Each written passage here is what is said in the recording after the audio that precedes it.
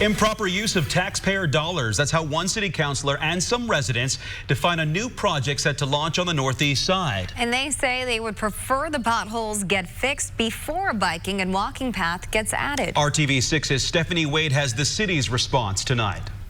The city councilor for this district says this project speaks to the city's, quote, skewed priorities when it comes to spending money on infrastructure and ignores other problems like the potholes on the roads. Let's spend the money on where things are really needed, not where people don't want them.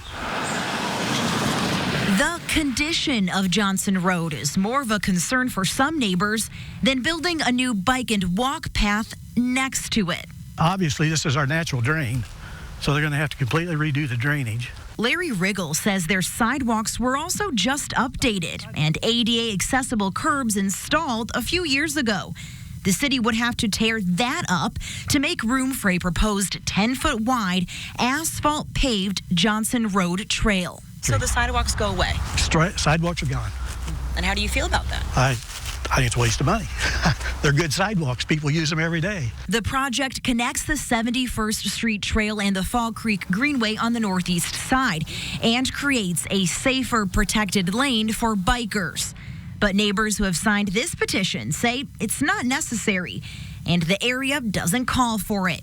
Christine Scales, the city councilor who represents part of this area, agrees, saying her district hasn't received this little money to resurface roads in 12 years. If you have a city councilor in a district saying this is a poor use of taxpayer dollars, why move forward with that project? Well, the first thing I would say is that the local dollars that go into a federal project like this don't actually come from a road budget. The director of the Department of Public Works says about 3/4 of the $1 million price tag this project will cost is coming from the federal government. The nearly $300,000 the city is putting in to match it is separate from the road resurfacing budget and wouldn't be used to fill potholes anyways. Construction is frustrating, but when the project is done, it's going to be something we hope that each and every resident on the northeast side uses. Stephanie Wade, RTV6. Stephanie, thank you. And the project was granted federal funding back in 2014. The DPW director says call the Mayor's Action Center to report a pothole, and they'll get to it according to priority.